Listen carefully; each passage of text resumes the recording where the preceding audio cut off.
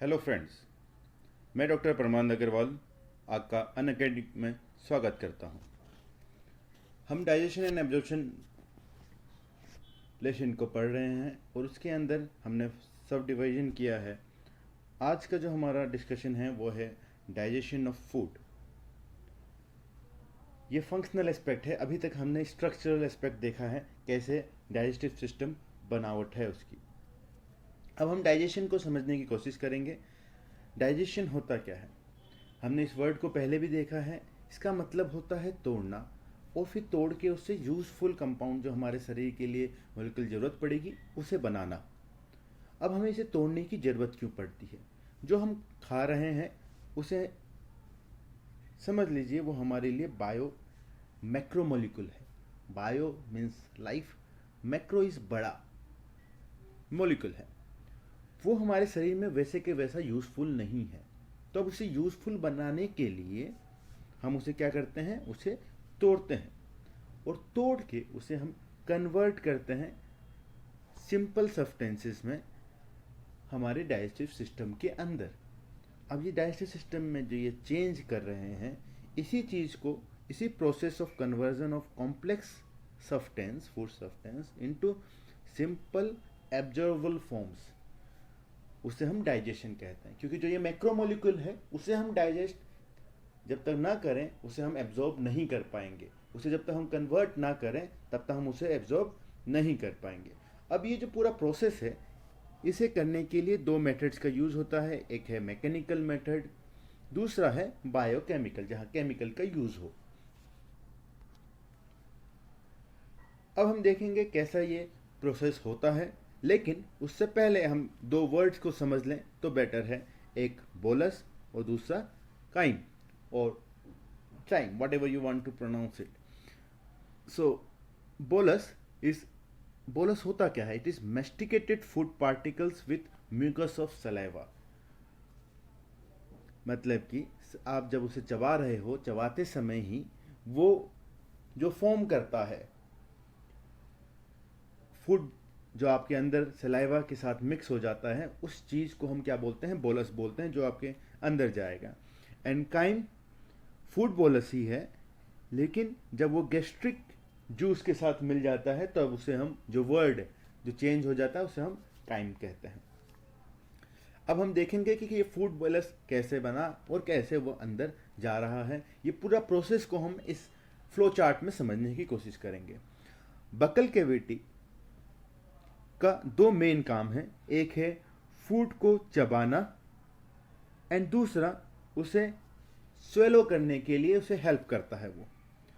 अब फूड को चबा के इसके बाद कहाँ जाएगा? वो जो बोलस बन गया, वो बोलस कहाँ जाता है?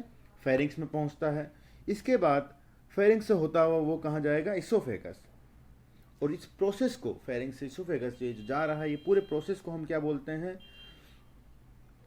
स्वेलिंग और डिग्लूटिनेशन।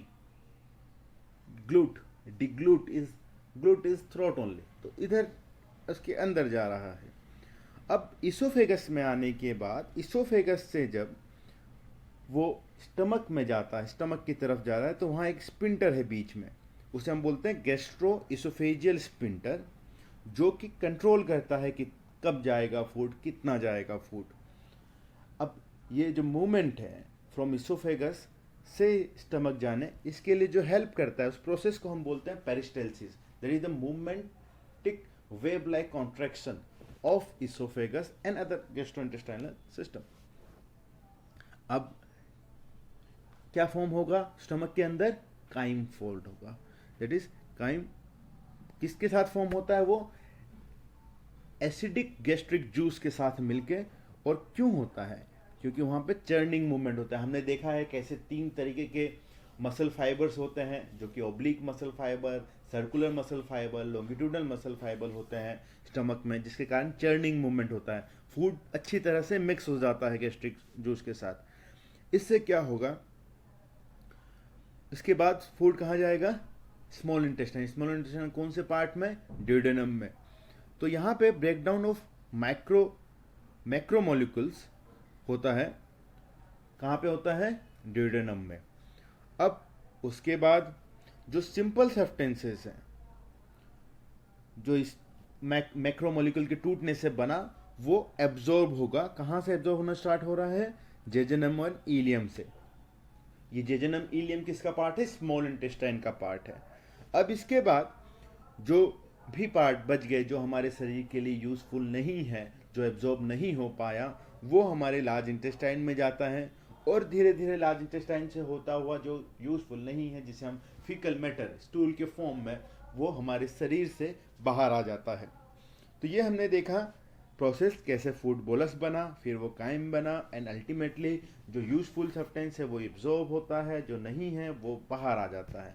तो this process is digestion along with part of absorption.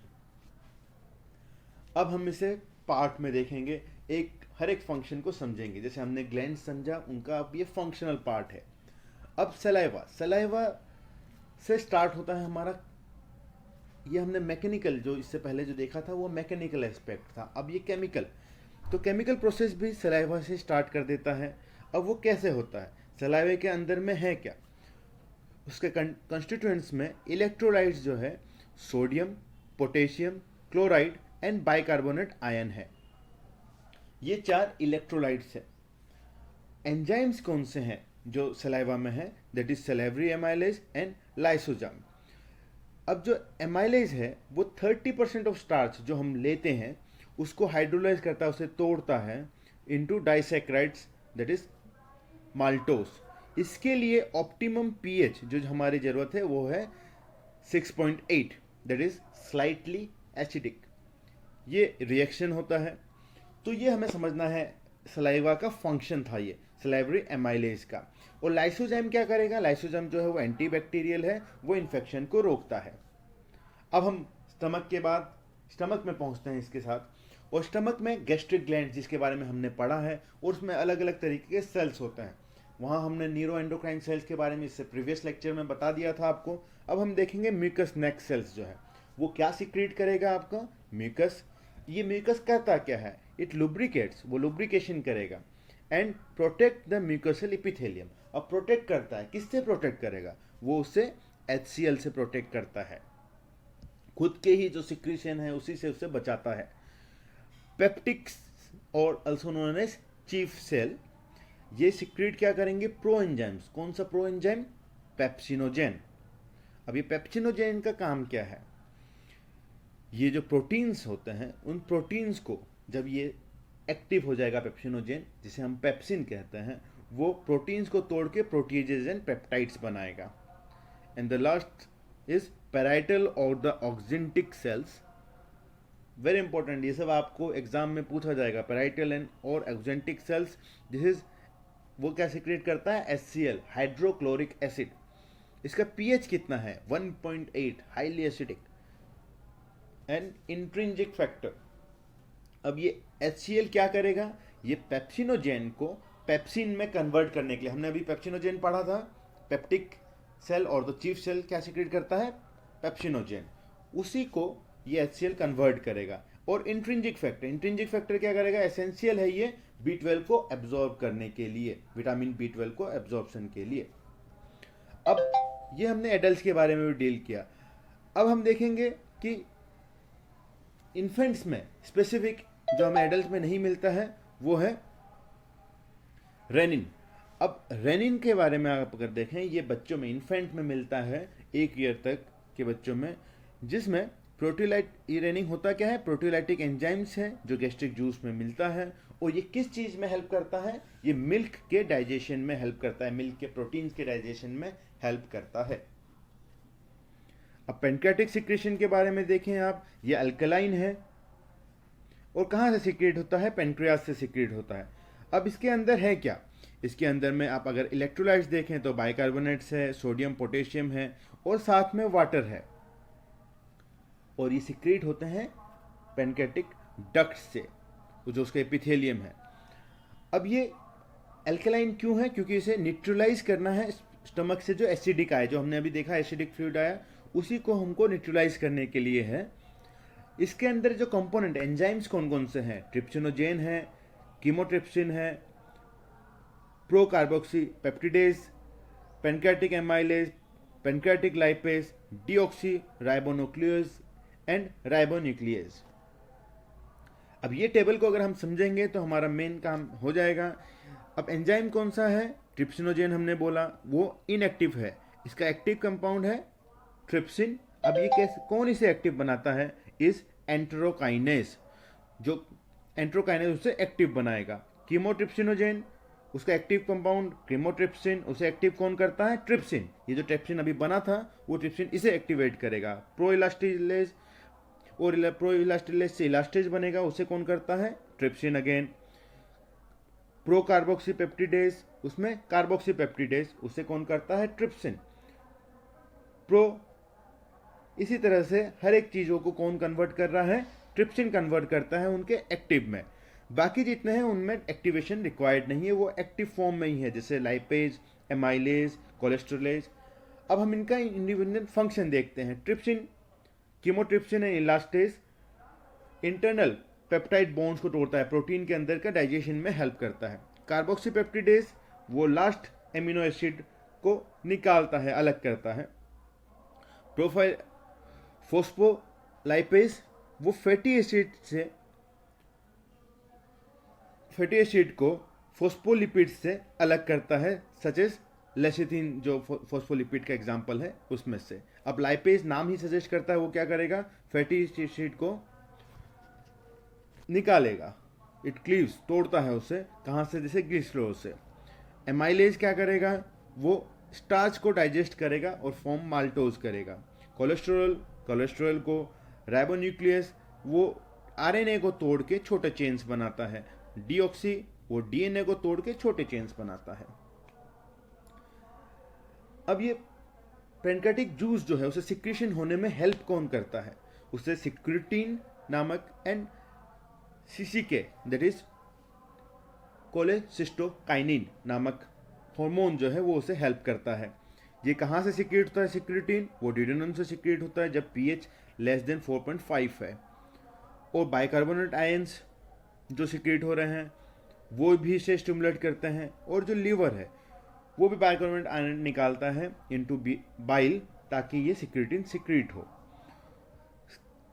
सीसीके कहाँ से आता है? In response to fat and protein content in the chyme, stimulates the production of pancreatic enzymes.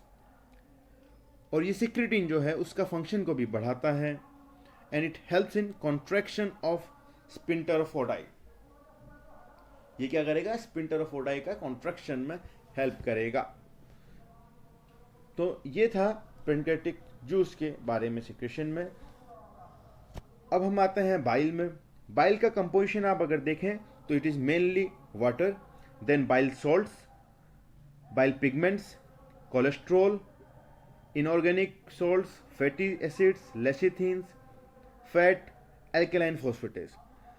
Bile pigments के अंदर, बाइल पिगमेंट्स जो है उसमें बिलीरुबिन एंड बिलीवर्डिन आता है। इसी कारण अगर आप मिल्क भी पी रहे हो जो सफ़ेद है, लेकिन जो स्टूल, जो फिसल आप पास करते हो, वो उसका कलर इस पिगमेंट्स के कारण आता है। अब ये बाइल करता क्या है? It helps in emulsification of fat, that is breakdown of fat into small compounds. The bile also activates the lipases. Lipase जो है उसी के हेल्प से भी वो फैट को तोड़ने में मदद करता है। लास्टली हम क्या कवर करेंगे अभी? This is intestinal secretion. Intestinal secretion जो है उसमें कई चीज़ें आती हैं, जैसे कि म्यूसिन आता है। इसके जो इंटेस्टाइनल सिक्रीशन के लिए दूसरा वर्ड जो यूज किया जाता है वो है succus entericus. Entericus is related with intestine only. अब म्यूसिन जो सिक्रीट होता है वो क्या करता है? ड्यूडेनल वॉल को प्रोटेक्ट करता है। फिर वाटर एंड इलेक्ट्रोलाइट्स, एंजाइम्स। अब एंजाइम्स में like peptidase, sucrose and maltase, lipase जो कि फैट को तोड़ेगा, एंट्रोकाइनेज, सोमाटोस्टेटिन, कोलेसिस्टोकाइनिन जो अभी हमने डिस्क्राइब किया था वो कैसे सिक्रीट करने के लिए, वो गोलब्लैडर के कॉन्ट्रैक्शन के लिए हेल्प करता है। सिक्रीटिन वो भी कैसे पैनक्रियाटिक जूस को सिक्रीट करने के लिए हेल्प करता है। तो ये अब आज हमने देखा function of what? All the juices together. इससे डाइजेशन कैसा होता है। अब हम आने वाले में एब्जॉर्प्शन एंड डिसऑर्डर्स देखेंगे। Thank you.